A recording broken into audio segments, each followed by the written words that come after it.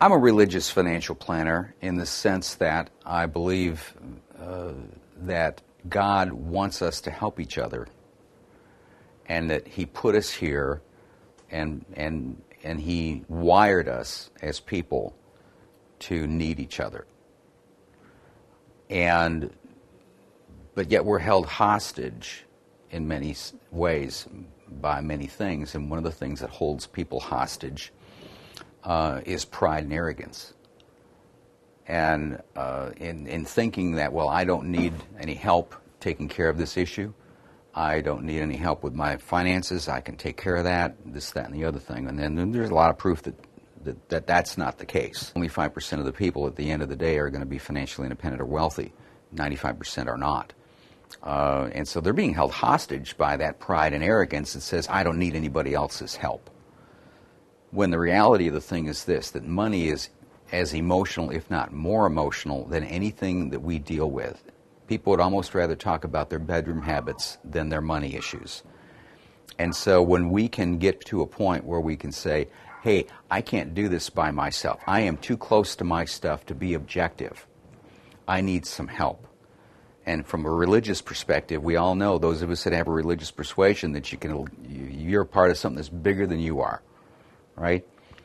God's got this whole thing under control. He knows what's going down. And if you can, and if I can, humble ourselves and confess that we can't get it all done by ourselves, whether it comes to money or anything else, because most of us really struggle with money issues. It really preoccupies us, and it keeps us from being the husband we should be, or the father that we should be, because we're consumed with it.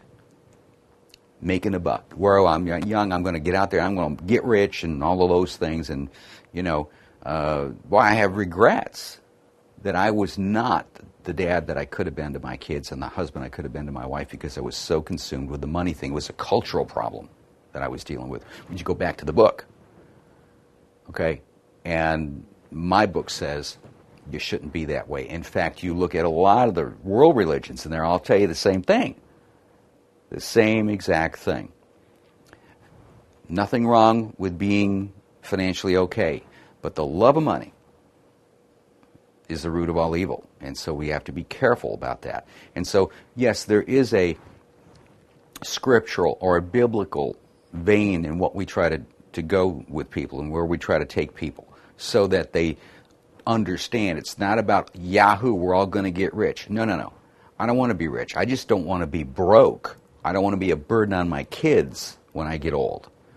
I don't want to leave a mess when I'm dead. Right? And I'd like to have some level of assurance that my future is going to be better than my presence. And so to the extent that I can have some modicum of control over that, just a little, right?